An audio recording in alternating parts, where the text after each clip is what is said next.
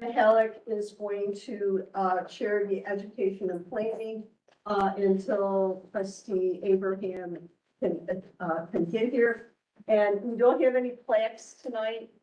So when you go to speak, so that the viewers will know, if you could kindly say your name, please. Okay. Is there a big, is this her coming in now? I can't see that far. No. No, okay. Okay, go ahead. So this is Donna Mihalik calling the Education Planning Committee to order for November 1st. And on the agenda, our first item of business is to hear from Deborah Forsner from our Newark Center with an update. Oh, hello. Okay. Here is fine, or, oh, over there. Yes. So that the camera can pick you up. Sure. Yep. Thank you. Well, I just wanted to give a brief welcome to the Newark Campus Center. I had to look back at my notes, emails, PowerPoints from the past to see when we were last here, and it was October of 2018.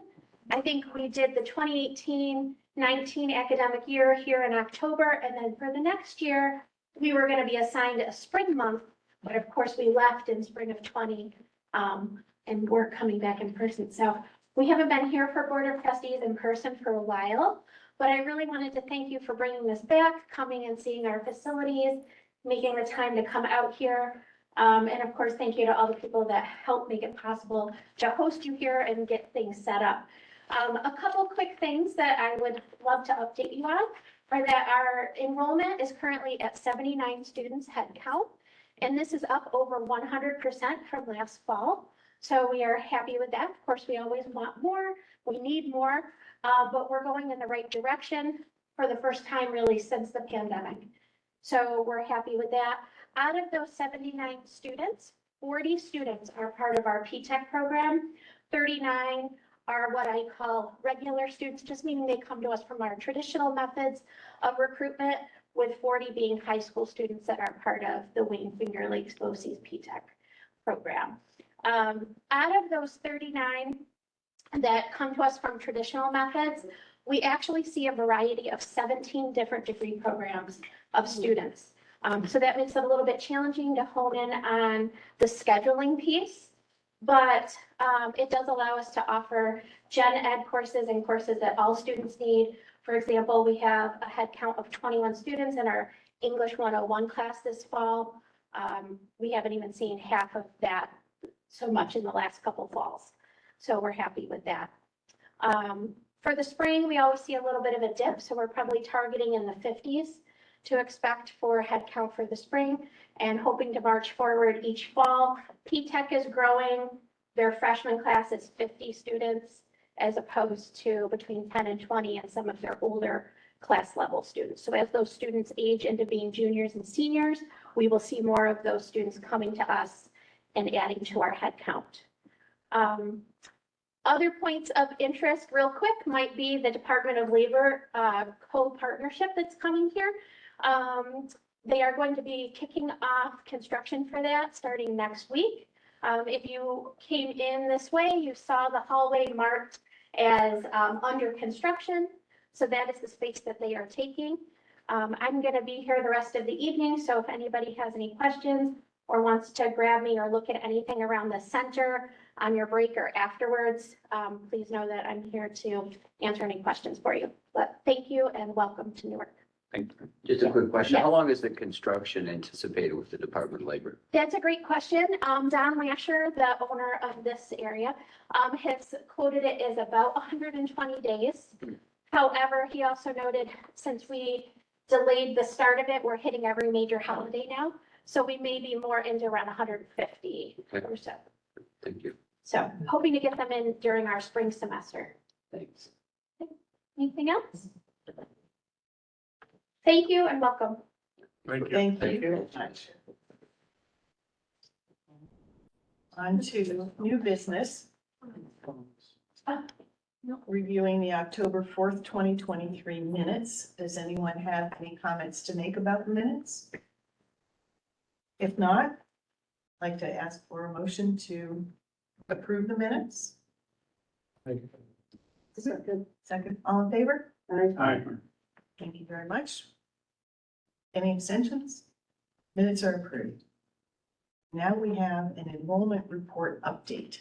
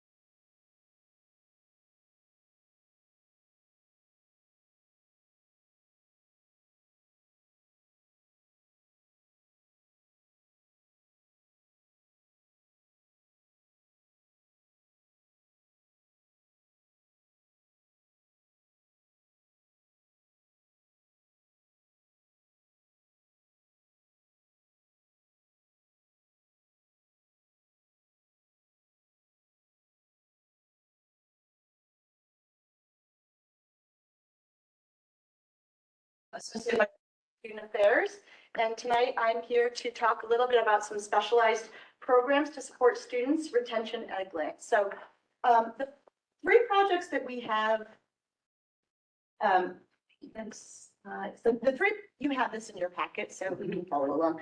We have three programs that we wanted to highlight and kind of talk about the similarities and the differences to these three programs. The first is our Educational Opportunity Program, or otherwise known as EOP. The second is our Persistence and Completion to Excellence Program, also known as PACE. And the third one is the SUNY Transformational Fund Project, which is advancing success in associated pathways. And hopefully you have that in your pack. And we're going to lovingly call that SUNY ASAP because we already have an office of ASAP. Thank you. So we're going to call that SUNY ASAP.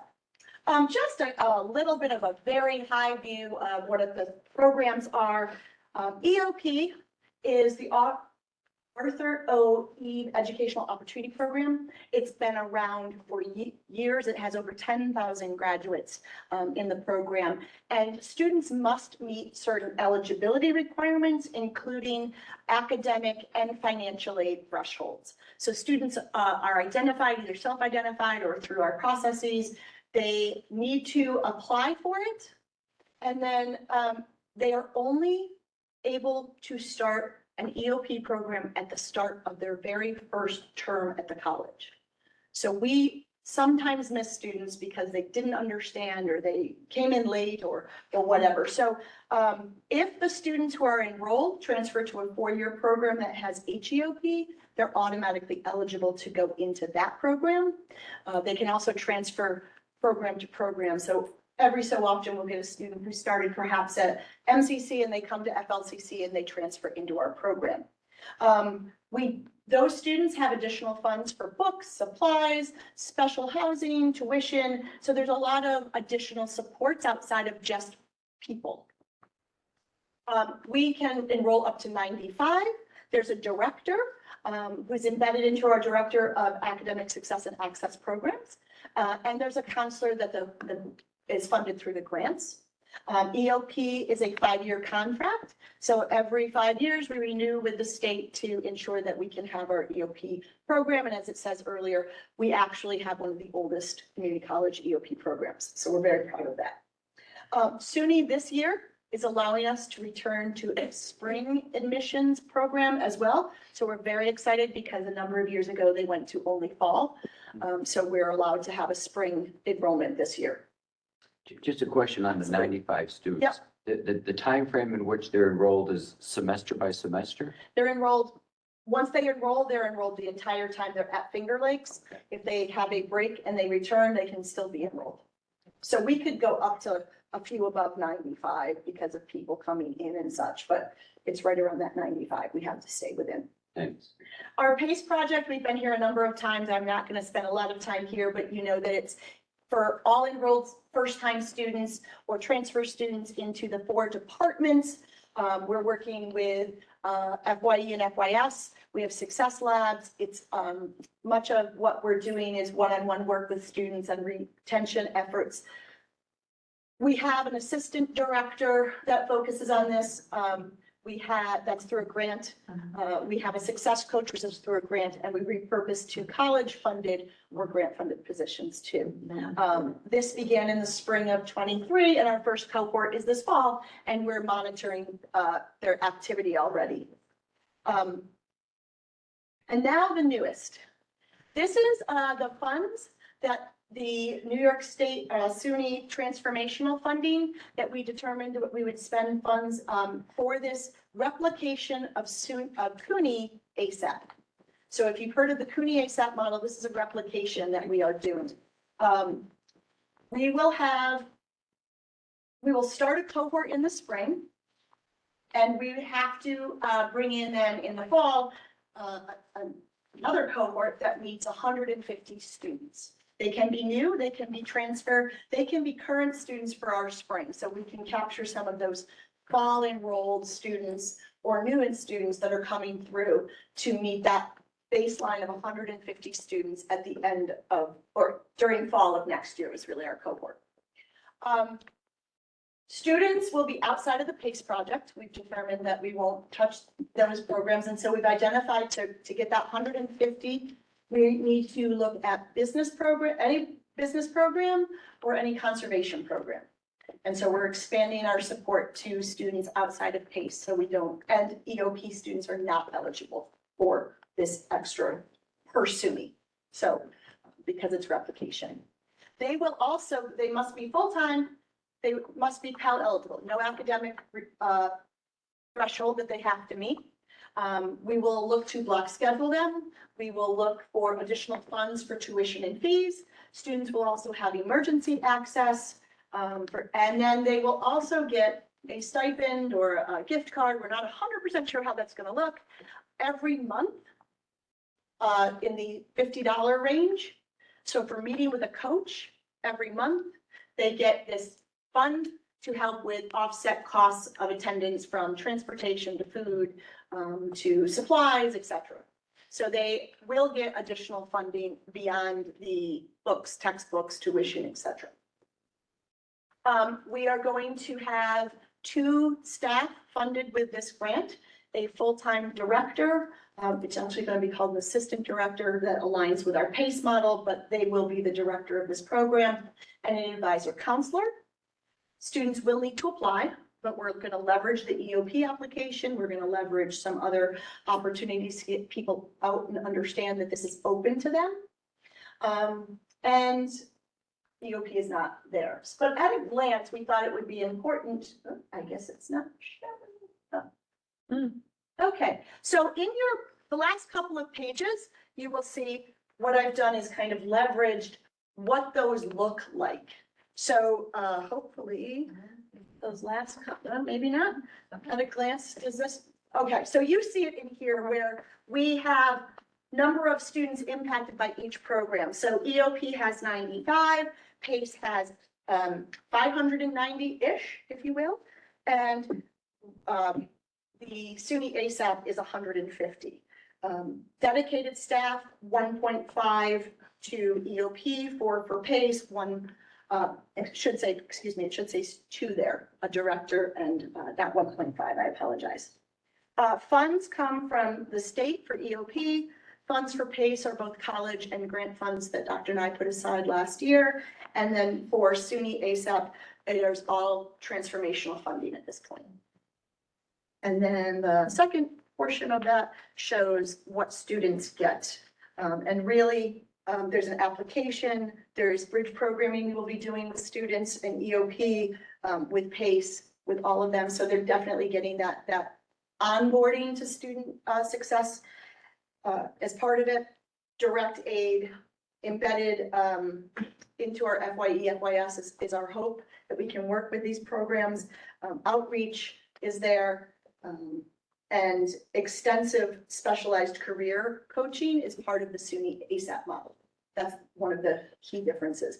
That is embedded. We have thresholds and benchmarks we have to meet through the SUNY replication model. I will bring more to you as I learn more about that. We will certainly do a program about that. But we were notified, or we decided we would do this in July, early August. And we pretty much started in mid-September with a cohort coming in spring. So it's been a fast moving train, trying to figure out how we're going to make all of these moving parts work. But I'm very excited by the opportunity to help more students. So I think that was all the pieces that, yeah, so Yeah. questions. Any questions for Sarah on the program? Oh, I'm sorry, something. No, that's okay. I'll turn Thank this you back for- over to you. Any questions? No, just a comment. Mhm. The slides were really good. The presentation was good, and it was good for this reason. We've talked about some of these programs individually, but to see them all together and how they fit together was really beneficial. Great. So I imagine we're going to be tracking the outcomes to know, because this is all about student success, Yep. right? So we'd be able to disaggregate by program Yes. and learn from that.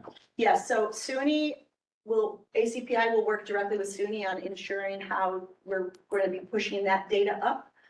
One thing I didn't note before was SUNY is supporting this program with marketing materials, with a branding platform campaign, and also with support on the data analysis too of these students. So, yeah.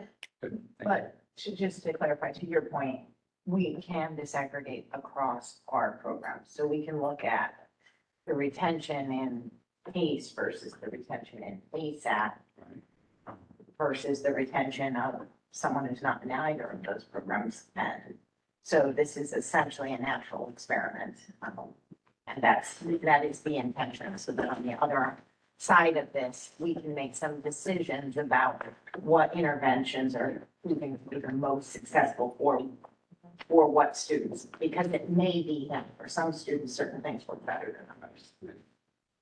Yeah. Thanks. You're welcome. Any other questions or comments? Okay, thank you. You're welcome. Sandra? Yes. We had a note that when Mike Fisher gave his presentation, the microphones were not working. So there's been a request, if that could be repeated. I would leave that up to you and the trustees sorry, to what you- decide if we want Mike to repeat I'll repeat the enrollment report. the enrollment report. Oh, Big two. It was so good. Slide here. Encore. See if we can change the numbers. Yeah, so let's go close. I can come to my first report. So this month's report is very similar to last month's report. The only significant difference is the Gemini enrollment, which has been coming in over the last month. And we're up Gemini enrollment as of your report and the report that you have up 6%. Currently, we're up 4.5%. And then I think the question was asked, what's the total enrollment? And I said 5595. I don't know if I said anything else, but yeah. Good. Good report. Okay. Good memory. thank you. All right, then we have adjust the Finger Lakes Community College professional service positions roster. That would be Kim.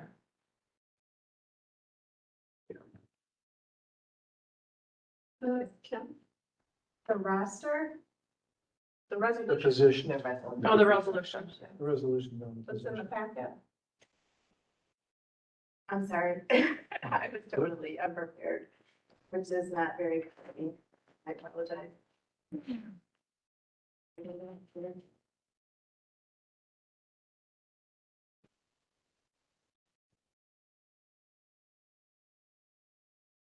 Do you have a copy there? Oh.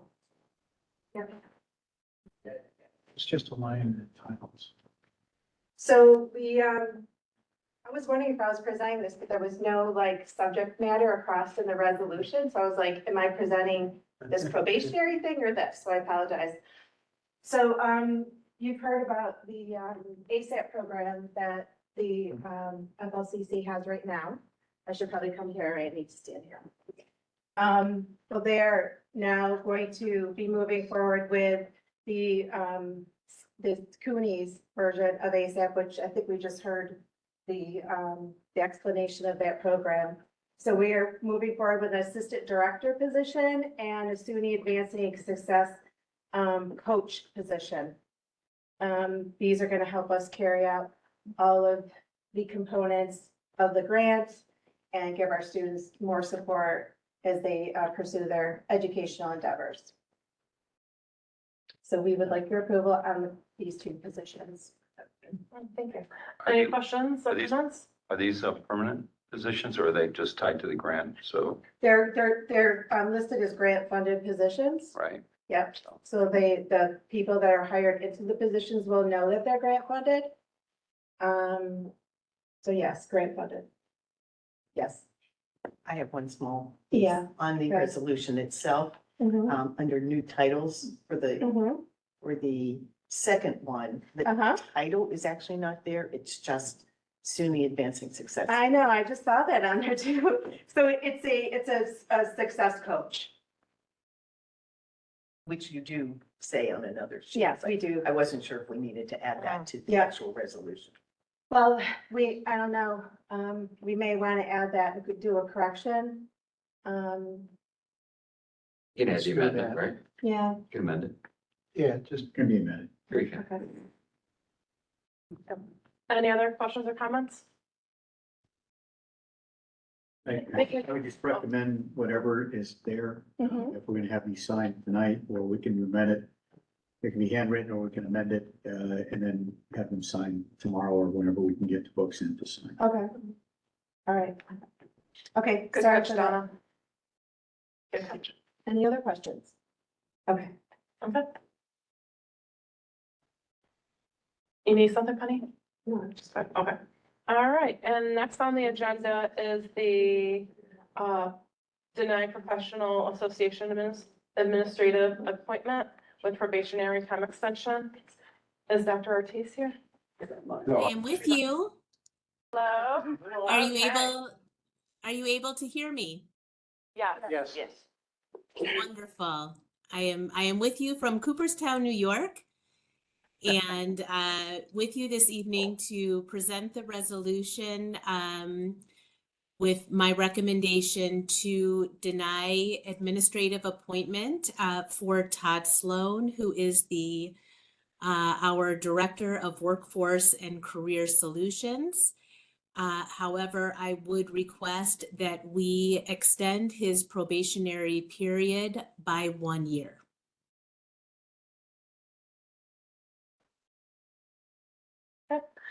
Any questions or comments for Dr. Ortiz?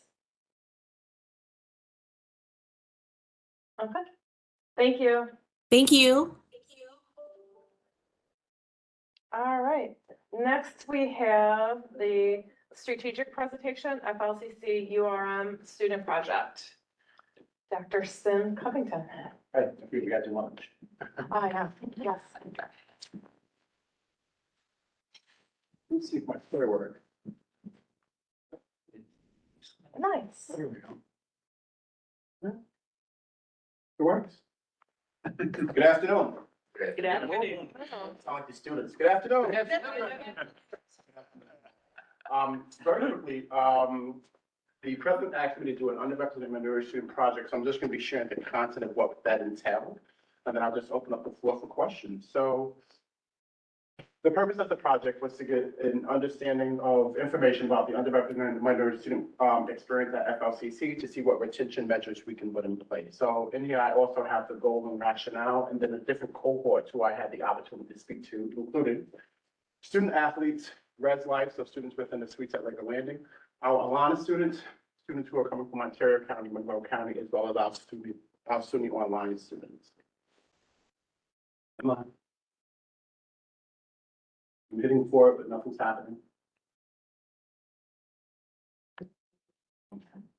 Here I have factors to consider when it comes to doing this project, as well as questions to consider. Once again, that information was in your packet. Yeah. So social integration, does the underrepresented minority student feel a sense of connection or belonging to the FLCC environment and been involved in campus activities? Institutional support, does the underrepresented minority student have knowledge of the college resources and know how to access such resources in a timely fashion? Obviously, for our campus, that information is going to be shared from their first point of contact, obviously, during orientation.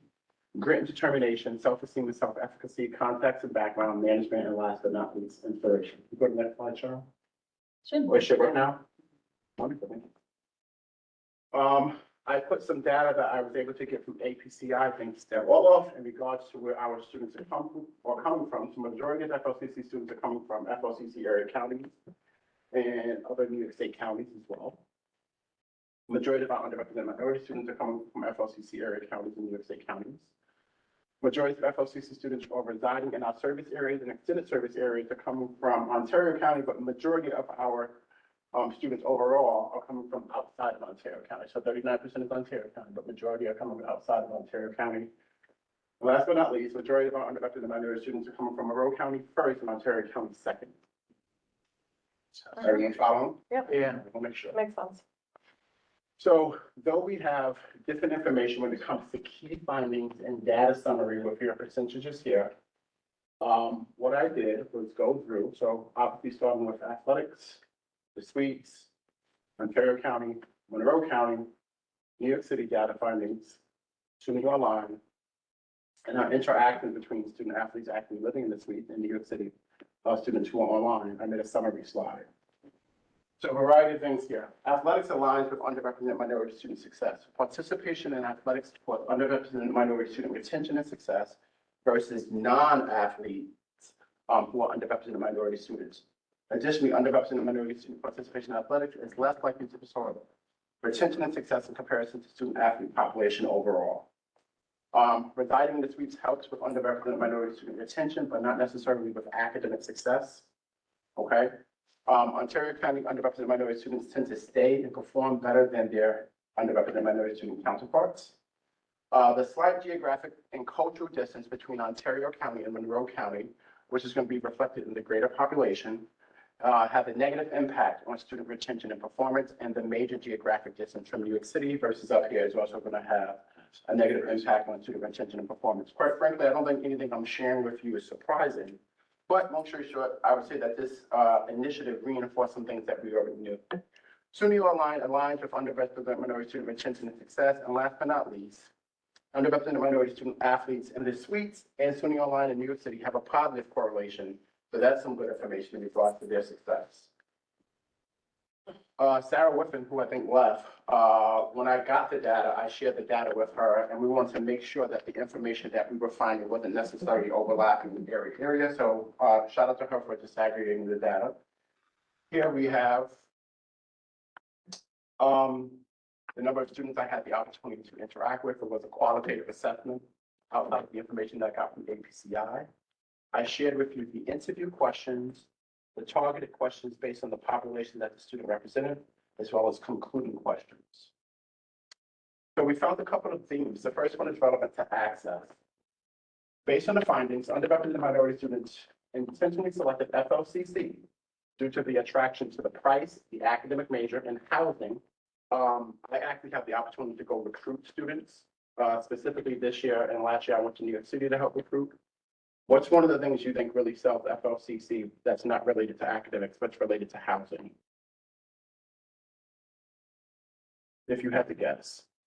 It's in the country. Nope. They have their own bathroom. They have their own room, right? That's different. For FLCC students, for FLCC, all of our They're all students, singles? they're all singles, Wow. right? And that's a huge set, right? You're in a suite, but you get your own room. Okay. I had to smell David's feet in college, Yeah. so my roommate was right. Yeah. We get the point. The ease of it. But they share a bathroom? A suite? Yeah, they have, Okay, yeah, they have yeah, a bath. yeah, But yeah. the fact that you have your own room, Exactly, that's nice. it's a huge seller, a huge seller. Institutional athletic options. So most of their experiences at FLCC have been positive, and they feel our facilities, athletics, the library, computer labs, cafe, have helped them stay connected to the college. Several report they do not always feel connected at the suites. Excuse me. And, long story short, these are some of the things that they're experiencing here at FLCC. They also feel at times that there's not enough representation within the personnel that looks like them, but that's going to be reflected at many predominantly white institutions. Climate, this was a little bit more of a challenge. Underrepresented and minority students reported experiences of both explicit, so that means intentional, and implicit bias pertaining to race while enrolled at the college. No other aspect of, but though race was a major issue, I'm very happy to share that no other aspect of social identity, gender, sexual orientation, etc., was reported as the bias for experiences of discrimination. These experiences have been caused by both their fellow students as well as FLCC personnel. That would be unfortunate. Additionally, international students, participants reported feeling lonely and isolated from home. The overall lack of diversity on campus has been challenging for our underrepresented and minority students as they adjust to a predominantly white institution, and they cite racism as a primary reason for exploring other institutions or completely disenrolling. Underrepresented minority students report that they feel that there is a lack of understanding regarding the experience of others and feel there needs to be more opportunities on campus to bring people together. Finally, underrepresented minority students cited the lack of diverse personnel, as I mentioned earlier, the challenge for them and their experience. As a result of that, I took the time to come up with a variety of things that we can do when it comes to recommendations. The ones that are highlighted in green are going to be the ones that I'm going to be focusing on for this upcoming year, and I've already reached out to a variety of stakeholders. One, I don't see anybody here who looks like me pertaining to personnel. So increasing diversity within the FLCC personnel, working with human resources, I'm going to get to what that's going to entail. Under international student support, that's going to be a subset of just supporting diverse students in general. Okay, so how do we support students in general as well as our international students? If we're bringing the person in from another country, what systems do we have in place in order to support not only their enrollment, but also their retention? And last but not least, under academic and student affairs, we're going to be hiring a full-time counselor. The hope is that that person can be somebody from a diverse background, but we'll see. And then we're going to be having that person potentially do some student support groups, and we're working that out as well. Sim, Mhm. when you talk about the international student support, I didn't see anywhere in here where, and I know you're already doing multiple things, but I didn't see any mention here of trying to connect international students with a local family, whether it's within the community or within our own internal community. It seems to me that that feeling of loneliness, and if you're an international student, of being far away from family. I have lived in other cities where there were opportunities that the municipality or there was a local group that helped with international students. I don't know that there is anything like that here, but There is. is there a way that we could connect them so that they had more of a sense of belonging if they knew like a specific person or family? Like just in a geographic area? Yep, I follow you. So to give a direct answer, there is actually Rotary does it.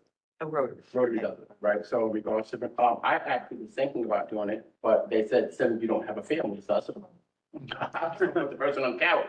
But I didn't meet the feedback to have an international person come stay with me. Right. But long story short, if we have, what I'm doing is now working with different stakeholders at the college to talk about how we can support them, that this can be one of the things I can bring up. Because I'm a Rotarian, we have other Rotarians on campus, and then we can speak to Rotary in regards to how we can potentially make that happen.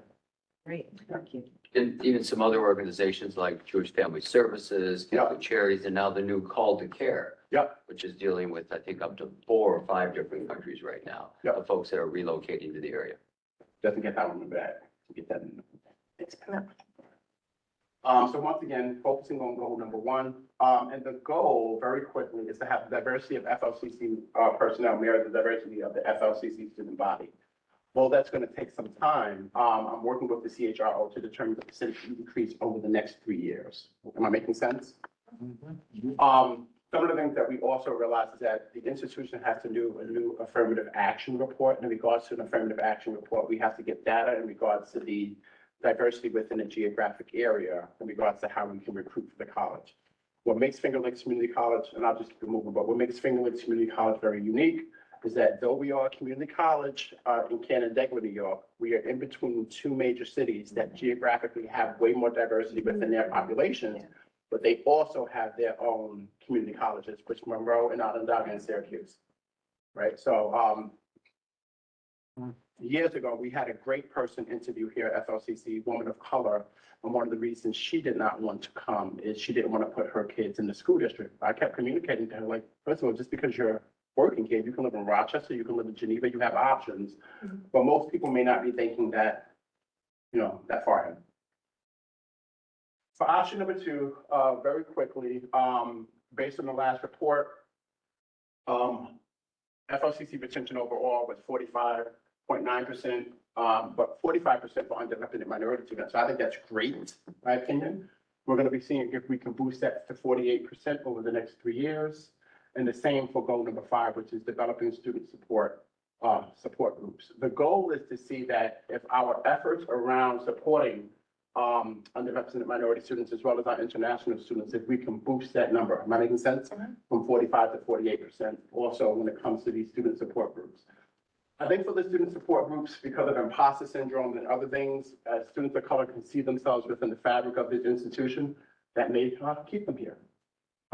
Thinking about collective impact. I don't know if people see that on here. So thinking about collective impact, here are the recommendations, different staff support. And I also reached out to faculty directly to see if they would support the initiative, and they said they'd be more than happy to. Last but not least, the majority of our SUNY Online students are non-traditional students, so I shared that in here. If a person says, well, Sim, how many students do we need to keep in order to make some significant change? Quite frankly, about 3 to 5 students for various cohorts. So we kept 3 to 5 student athletes. That can give us a big boost in those numbers.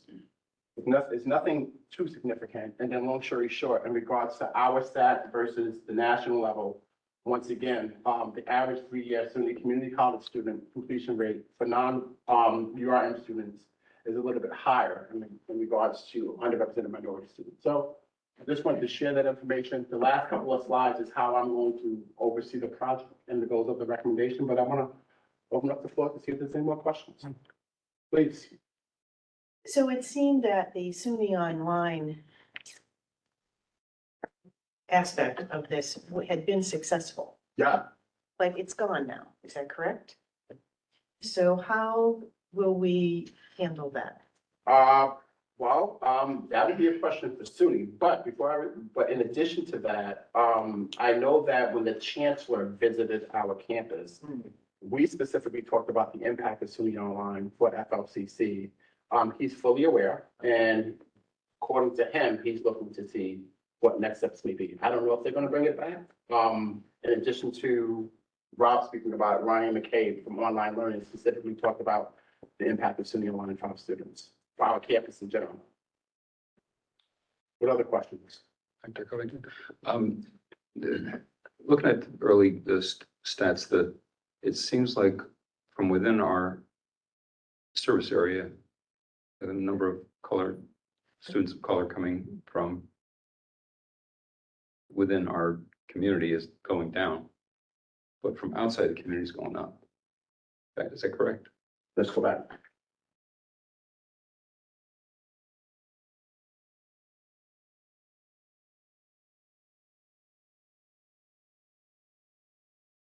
I'm sorry. You're talking here? The earlier slides. I may not have the right. Back. Back again? The enrollment in the region. Yeah.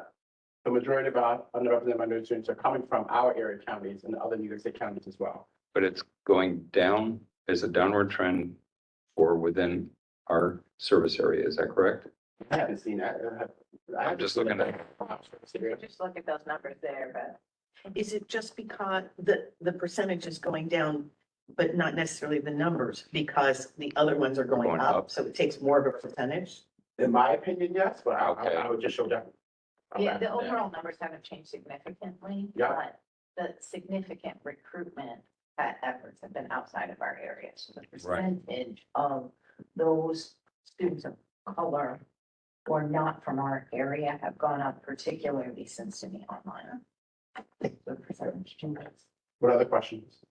So early in your presentation here, Yeah. there was feedback in your survey from the underrepresented and minority students who felt uncomfortable in a suite or in a classroom specifically around racism. Yeah. What are we doing to address that? We are doing a variety of things to address that. So in addition to what I have here, I think that's an opportunity for more training for faculty and staff, not only relevant to their interactions with students in general, but also weaving DEI into the academic curriculum. We're having more things done at the suite. So we have a returning RD, a new RD, who's a male, which is more diversity within the suite. And I'm working with them to do programming to make sure that there's a sense of community within the suites. But to be frank with you, I think that for many of our students of color who are coming to FLCC, I think it's culture shock. I think it's culture shock for them. Even based on this, even if a student's coming from Monroe County, when they come to FLCC, in addition to their experience on campus, if that student goes across the street and have a negative experience at Walmart, they affiliate that with the college. And it's uncomfortable for many of them, right? So I'm now away at school, even if we're coming from Rochester, Canandaigua or Rochester is very different. They don't necessarily feel that they can be themselves unless they're among some of their peers, i.e. Alana.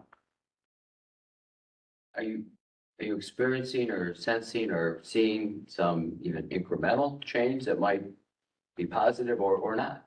I would say yes. I would say, for example, our student athletes of color, they're having positive experiences, but I think that's because of the cohort. They have allies. They have people who they have, for lack of a better word, they have those shared bonds, right? I think there's a ripe opportunity to increase the presence of athletics as well as the presence of Alana. Not my office, but through the Office of Student Life, they have what's called extended orientation. So extended orientation is after regular orientation, they are actually having continued service for students of color to make them feel connected to the college. So I think that these students are having more positive interactions on campus. That's going to increase their likelihood of potentially staying. Yep. I have one more that Yeah. I think on lots of our minds here. First of all, do we have a Hillel club on campus, or is there a Hillel club at FLCC? No, not to my knowledge, but I do have good news. If something does not exist, through the Office of Student Life, whatever does not exist can be created. I know when I first got to FLCC, they had a DOC club, which was Disciples of Christ. That no longer exists. But once again, through Student Life, if something does not exist, you can create it. Or you need it, they give you the process, but really you just need an advisor, enough interest to create it. We're a college, we have campus, we have campuses. I'm curious of your perspective with what's going on in the Middle East and in the world right now and how that might affect our campus and our students and our staff. Ooh, that's a good question. And that might be too much. No, but it's I'd love to not have too your much. perspective. It's not too much. We actually had an event on campus to talk about what's going on in the international climate Recently? recently. And to be completely blunt with you, one of the speakers triggered the campus community. He was presented to me by a faculty member as being an expert. He's a fellow at the Arabian Institute in Washington, D.C. So he was vetted by this faculty member and presented to us. But when he came to present, his stance was, I would say, counterproductive to what was expected at an academic institution. My preference would have been, in addition to him, I also had a female rabbi. But his contribution to the conversation was charged and clearly biased. So as a result of that, I put another committee together, including 2 students who were there who are supporting the Palestinian perspective. And I'm vetting some other individuals to bring in, and we're looking to do something else again this fall semester. So you're taking it head on. Oh, yeah. Thank you. At the event, the provost was there, the president was there, faculty was there, students were there. Though they appreciated the event, as a result of some of their experience, I apologize to them personally. They understood that it wasn't my fault, but it got pretty raw in that room. Yeah. Thank you Yeah. for putting you on the spot like Yeah, that. no, you're fine.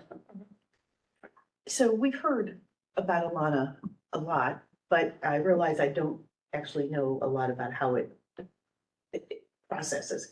So students of color who come, are they automatically like do they just have to apply or are they automatically No. pulled in or what?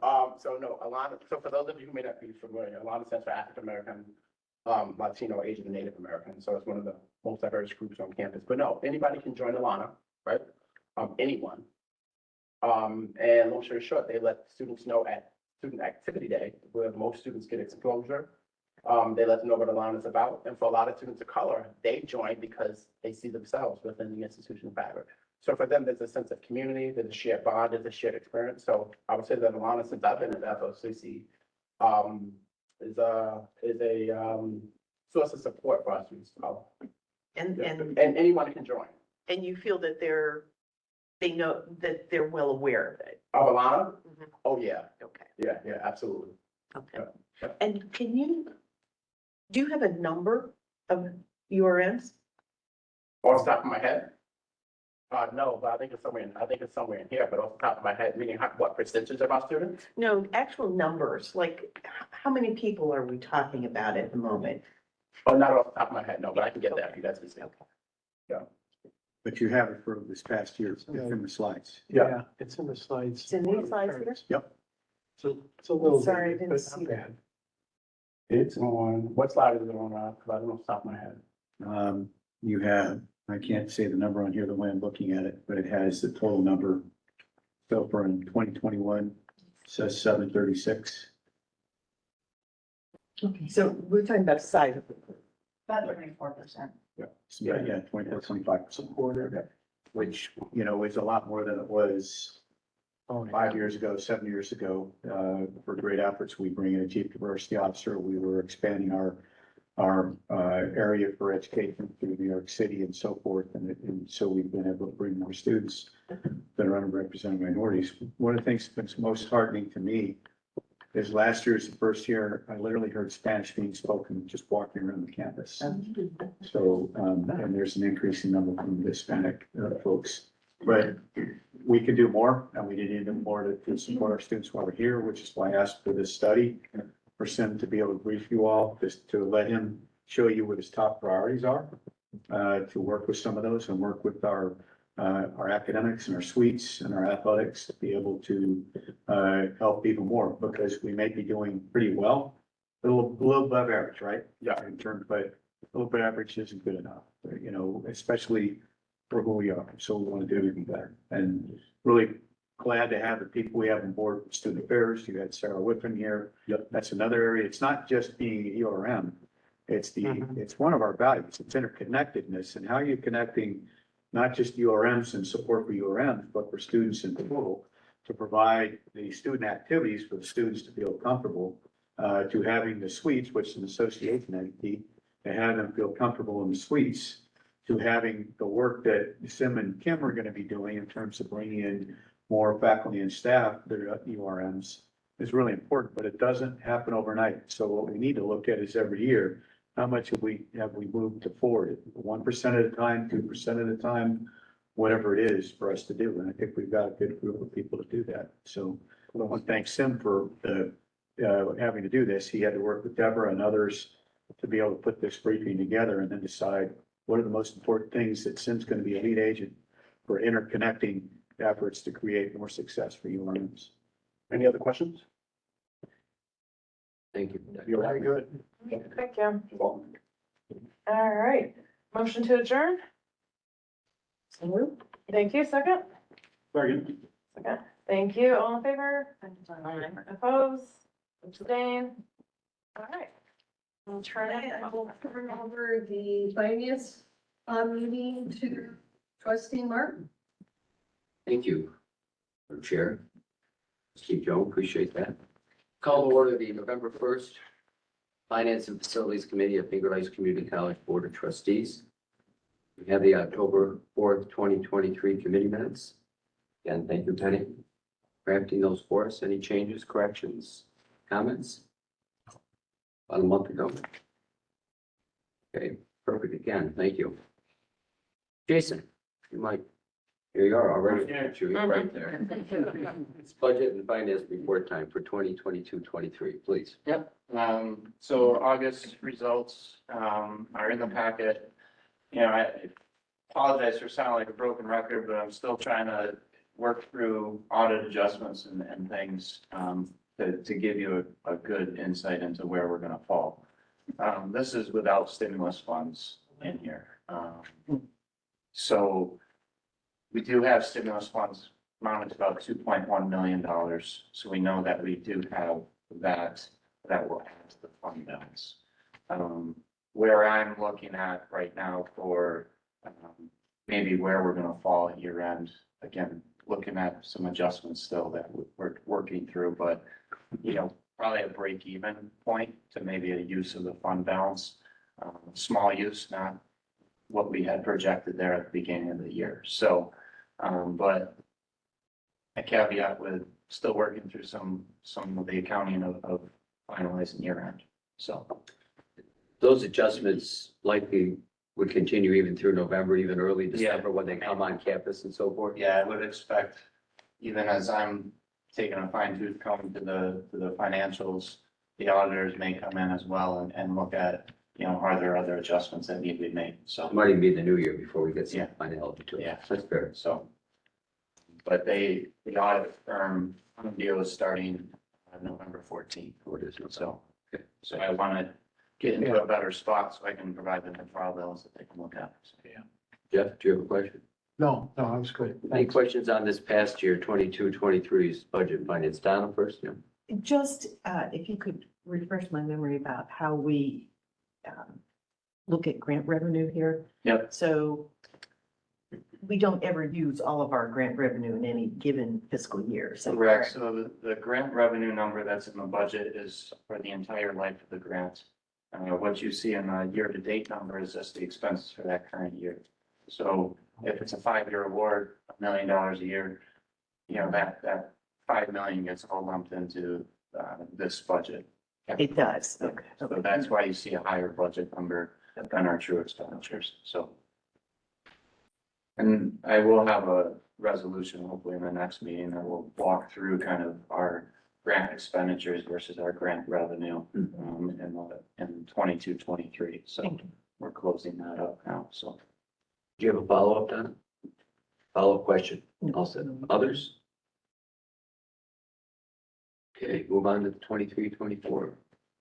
23-24, it's very small on the screen, so, we're in line with where we need to be for expenses. Obviously revenues, we record all of our revenues here at the beginning of the year in September. Some differences that you'll see from last year to this year is really timing. The state aid payment came in early October, so you'll see that in the next statements that I present. But overall revenue is up. And we know that enrollment's up, so it's driving revenue. So, good numbers there. And, like I said, timing has caused some of that. So you don't see such a large increase in September, but we do have some other billing that we do in October that will keep picking the revenue and tuition and other categories up. So but we should be, with the October statements, kind of true to where the fall enrollment number or fall number should be. Good start to the fiscal year. Yes. Some questions? Other comments with regard, Jason, to this year's budget? No. Okay. Since you're there, you could take the first resolution for us. That would be terrific. Yeah. So prior year, we had used Solution to help support our student support, self-serve modules as we had some significant amount of turnover in our student support area. Now I've seen that transition turnover on the accounting side. My controller has recently retired, associate controller positions open. And it's really allowing us to now take an opportunity to really look at, the customizations we've had in the past and really make sure that we're using the system to their fullest potential. So it's the right opportunity to be able to bring in someone to help us work through that process and ensure that the system is being utilized. So that is to help us get through a couple more months with student support, as well as helping us with the accounting and finance functions, to be able to make sure that the system is used to its fullest potential. We have a lot of custom reports and I want to get away from those. be able to use more system generated reports and use, do best practices, similar to what we're doing in payroll and HR function. So that's what this resolution is for. Questions? Just a related one, not specifically to do with the resolution, but we at one time had a discussion about converting the financial system over to the, forgot the name of it. Oh, This- SUNY Bank, yeah. Yeah, I've sort of lost track of all that. Ed, feel free. We talked about it a lot. Well, yeah, I'm sure you do.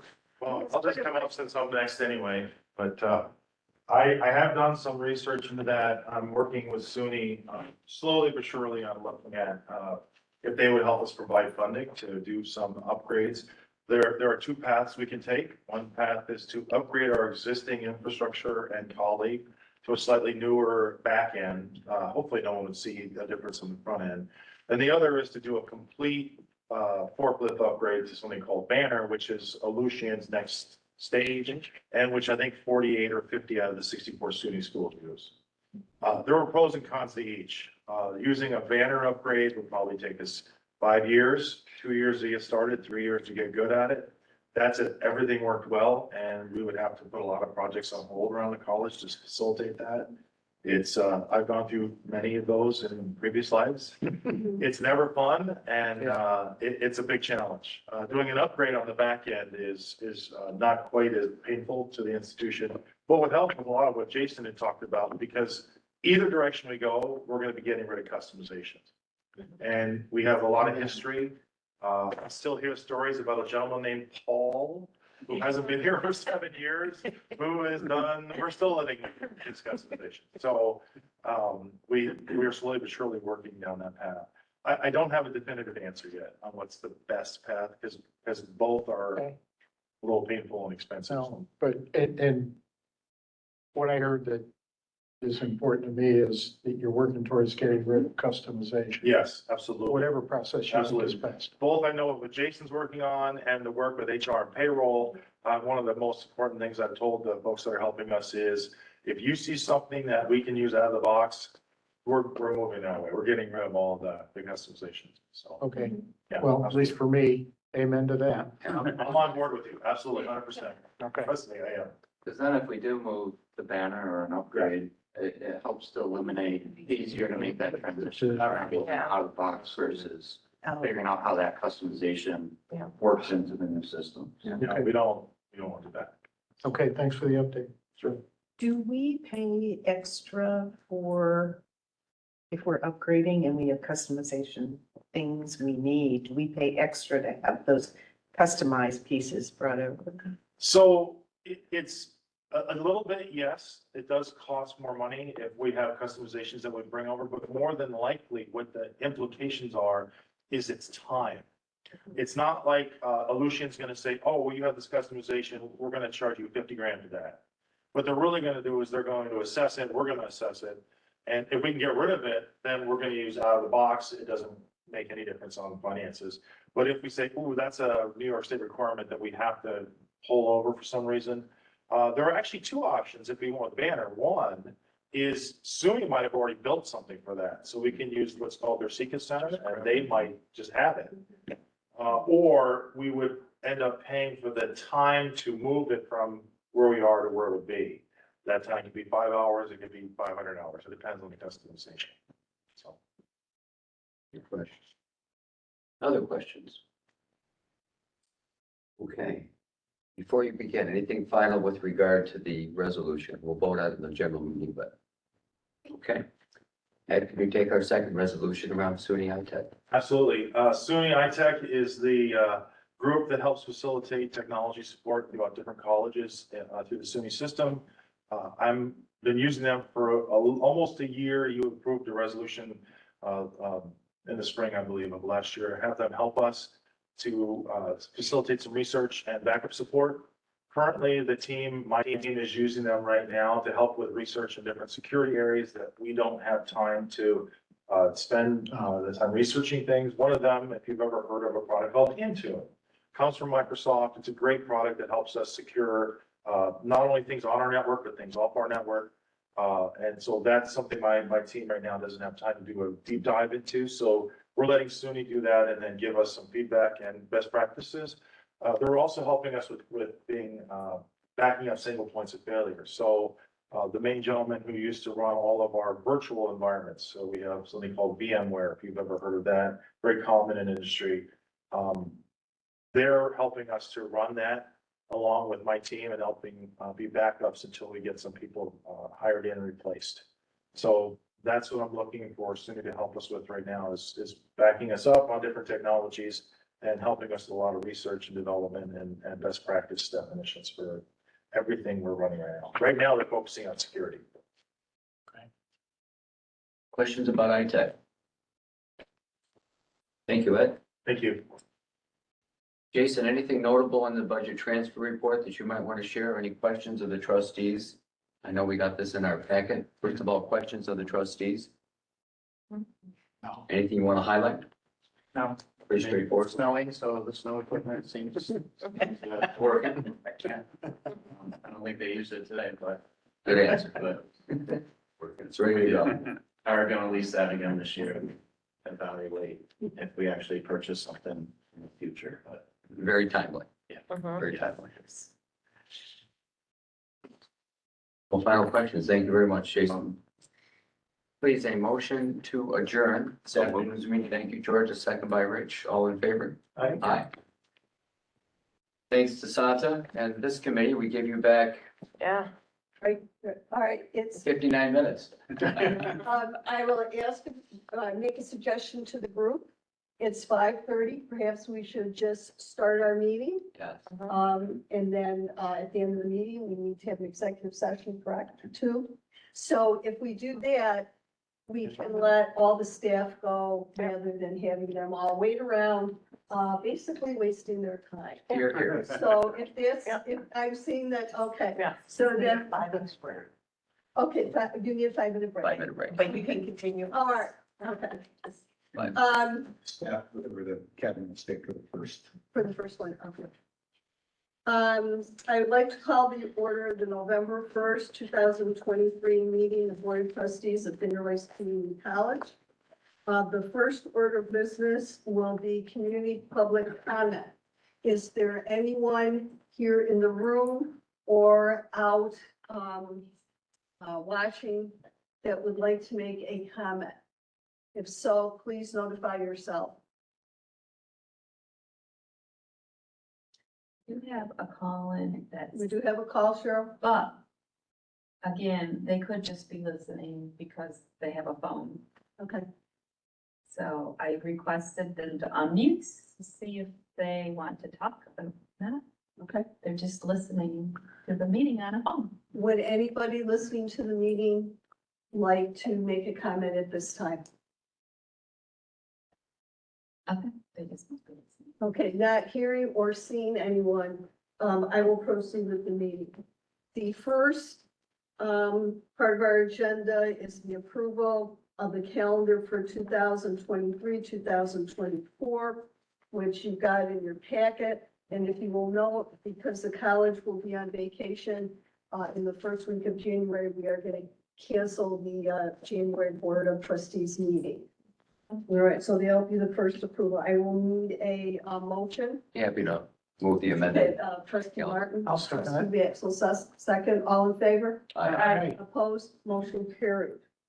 Approve of the consent agenda minutes and resolutions. Could I have someone, trustee Cass, trustee Cushman is second, all in favor? Hang on, just a point of order. Like Trustee Malik had mentioned about the change underneath the success coach, that was not to be inserted. So I might suggest we include that Okay, we include. as an amendment, thereby giving our staff the flexibility. Okay, all right. So I'd like to just include that as an amendment. I'll defer to the two that maybe. take No, motion. that's fine. And so how would you like the amendment to read? The title? Kim, the exact title. Just the. Get the exact title right now. It needs to change. So. So we can get it in the minutes correctly. It is success coach, that's for sure. Just scrolling up here to get it. So it's success coach, this is recently changed, I think, because of the naming too. So student success coach, SUNY. So that's gonna be the official title because we don't want it to interfere with any other title that's not part of this program, because SUNY wants us to keep things a little, segregated to this group. So, it's student success coach, SUNY. Penny, did you get that for the minutes? I understand what she's saying. It's kind of confusing how it's on the agenda, so. So it could be the title that's listed in the letter, the memo that goes with it. So it's right in the memo above that. And those that made the motion to suggest, I might suggest they put that as an amendment. Okay, we'll put that in, I have you moved to put it as an amendment. Trustee Martin, second. Trustee Russell, all in favor of the amendment? Aye. Any opposed? All right, now I will move to have someone, move to accept the, minutes, or excuse me, the, agenda minutes and resolutions with this amendment. Trustee Cushman, trustee Cass, all in favor? Aye. Opposed? All right, thank you. All right, old business. Does anyone have any old business to bring before the board this evening? Okay. Chair's report.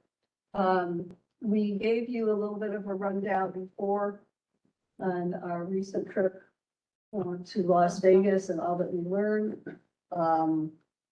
We are going to continue the lobbying program. Trustee Cushman has put a lot of time in this.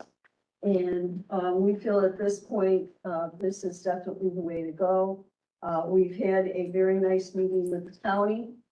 And the county is very supportive of this, and they will be taking part in a lobbying effort along with us.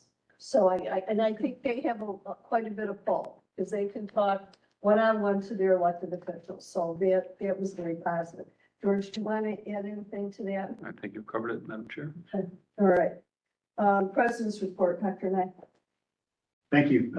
First off, I'd like to thank Deb Corser and her staff for setting this up, and also the folks that helped set up, stand up and work things like Cheryl right over there at the computer there, the ABI staff that brought the food and everything. And thank you for allowing us to host here, and that you could show the center and give a little bit of story of what you're doing. You guys doing great work to increase the number of students that are doubled that are there and have to get out and do things. Deb ran a great advisory council meeting yesterday, same location. It's really good. So Deb, Cheryl, and folks who are here that supported putting this together here, thank you. It's not easy sometimes doing, so thank you. Second, I'd just like to reiterate an announcement that I put out earlier today. We have a new permanent cabinet member, Bree Chapalio, behind us. Really excited and really truly excited about what you're going to help launch this into the future. If you think back 4.5 years ago when you got here and where we're at and your vision for where we go in the next 4.5, 5 years, we're excited to have you here and see where your leadership takes the foundation and advancements into the future. So congratulations again for accepting the role, and we're glad to have you here. I wanted to just iterate a couple of things, and that's going back to the strategic plan. Strategic plan has 3 major pillars: student success. We talked in great detail about that, and the board of trustees here put extra money into helping create greater success. For instance, the PACE program, where you authorized $500,000 to be able to help put specialized student supports together at a greater level than we have. We also are truly looking at opportunity innovation for what we do things. Just to come out here and do this, come see other places. It's important, and it was mirrored Friday night. I'm going to talk about that in a second about community engagement. But I wanted to highlight one other event in terms of our third pillar, which is community and industry engagement. Last weekend we had the weekend before last, we had a open house at the Mueller Center. And that's a really important event. It was an awesome event. Bree was there at that event too, as were a few trustees and a lot of friends of the community, more than I've seen in the past. And it was an exceptional event in terms of just how we're doing things. But it was it mirrored exactly what happened Friday night. So thank you for the trustees who were able to make it on Friday evening. That event, kicking off the strategic plan, was really an exceptional event. And what made it exceptional were the staff who put it together. The two key leaders for that were Bree and Deborah Orlov that put that together. So I just want to thank them and their staffs for helping put that together. It's a lot of work. But what was really important is if you were in the first one that we kicked off 5 years ago, and you were at the one that we kicked off this year, big difference. Okay, huge. A lot more buzz, a lot more activity, a lot more innovation, a lot of really connecting to community at the dinner where we had just a little under 45 folks that stayed for a dinner to be able to do things. And we'll be looking to do more like that in the future. It was really, really phenomenal. I think we're off to a great start and where we're at, and we're postured for really great things in the future. So I just wanted to highlight that to you all in terms of where we've started with the kickoff of the strategic plan and where we can go in the future. And Trustee Chair Geis, that is my report. Thank you. Okay, thank you very much. All right, committee liaison report, Trustee Schumacher. I don't have a formal written report. I'm working on a project right now, and I unfortunately do not have all the information collected just yet, but I will deliver that next month. But I do have some information to share in the meantime. So at the very end of last semester, Student Corp approved a bronze statue of Flick be put up front, and they set aside the money. But with the transferring of a new Student Corp, it was forgotten about. So I brought it up, and they're actually moving forward now to find an artist, and they want to get it done by commencement.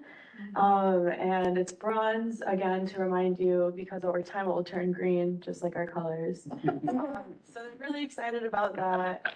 And then, as well as the golf ball drop went really well. A lot of students bought into it, and I heard from athletics, they made a lot more money than they have last year. And it was a really fun event. A lot of people came out to watch it. Yeah, that's all I have for this one. Okay, thank you very much. Audit and ARM, Trustee Daxels. Nothing major to report. Okay, board development, Trustee Mahalik. There are minutes in your packet. I'm sorry that they were delayed. I uncharacteristically had them done the day after our meeting, and everything was like, why? Whoa. So, I'd just like to thank the previous board development committee members for their input, and just ask if you wouldn't mind if the current board could come back to you for finishing up some of those things, just to get your input again. And that we would be meeting on Friday, November 17th. We put that on the calendar. I hope that that's something, Santa, that you and Steve could be able to make. And I do want to thank Steve for, he was not able to make the meeting, but he took extra time out to just sit with me, and we talked about some of the policies that he's going to be able to work on. So thank you. Any questions? Okay, association, Trustee Cass. The written reports in the packet. Okay, and if, do you have any questions for those? Okay. Foundation report, Trustee Geis. I don't really have anything to report except that I went to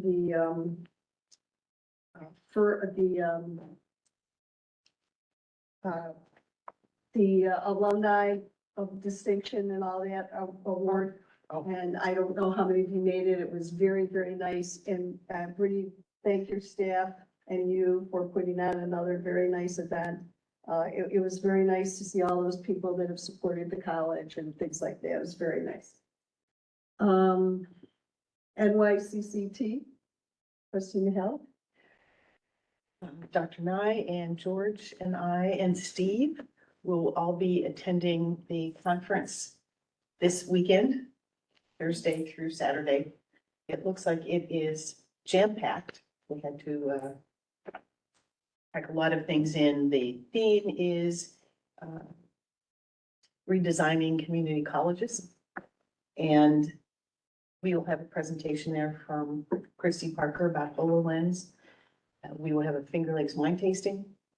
And I think George is giving, are you giving a presentation or some? There'll be a couple on government relations, one with the news trustees and the student trustees, and then, of course, just to all the trustees through the board meeting on Friday morning. So so we'll have a bigger report for you next time. Student court, trustee Cushman. Report is in the package, just two quick items to highlight. One is the students are making a big push on Veterans Day. We got a little thing, so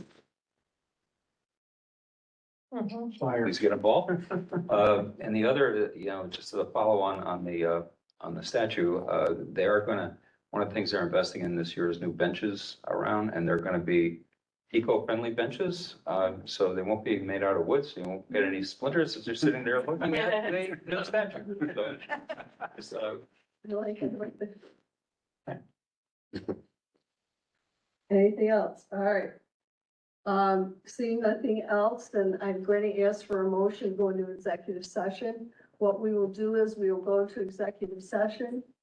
When we are done with the executive session, we will come back into regular session. Then we will go into our second executive session.